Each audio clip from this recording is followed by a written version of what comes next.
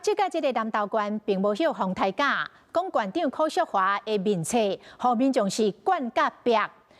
气象署的医保员郑吉仁是替县长来讲话，讲毋是发这个防台警报，就等于是防灾假。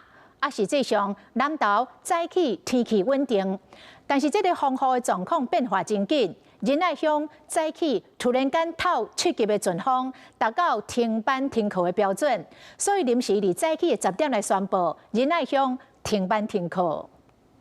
南投县长柯淑华伫咧面册宣布，因为乡里风台开设紧急应变中心，煞无宣布13号停班停课，叫民众骂甲无力。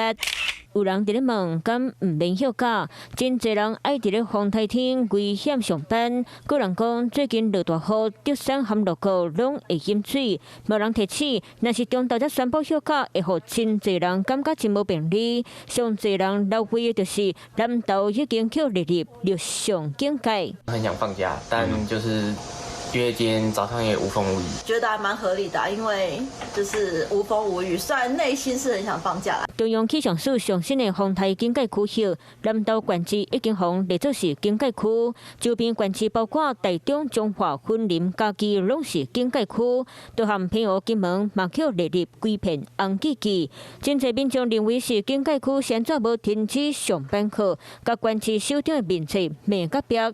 气象署预报人员郑吉仁回应讲，本来当是陆警到风灾假，较早见到风台影响，都算赴陆警嘛是爱乖乖啊上班上课。但是我们还是必须依照中央气象署跟我们当地的路况跟各乡镇公所、学校的实际状况来决定是否停班停课。不过今日透早，仁爱乡临时临要宣布停止上班上课，就是因为透早风速汹汹高超过7级。山上还是有它的一个特殊性跟一个不确定性。这个到将近9点多的时候，我们仁爱乡的这个瞬间的风速应该是达到停班停课的一个标准哈。沿途上的马路上很多乡民都反映树枝或是落石都掉落下来。透过镜头群，会当看到雾岭顶已经伫咧落雨，风嘛开始伫咧算叫。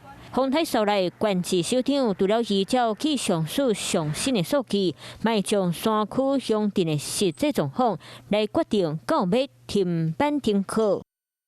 Hello， 我是张新文。想要抢先掌握最及时的新闻资讯吗？赶快订阅、按赞、开启小铃铛，锁定华视新闻 YouTube 频道。